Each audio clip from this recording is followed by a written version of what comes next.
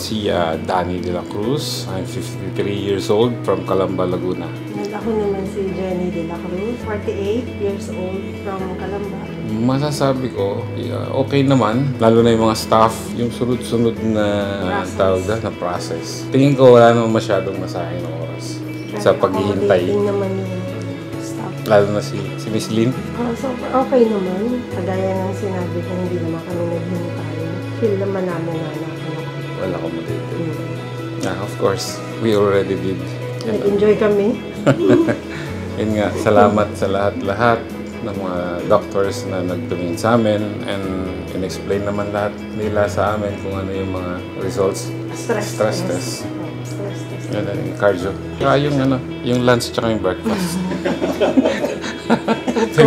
Yung coffee. Very good.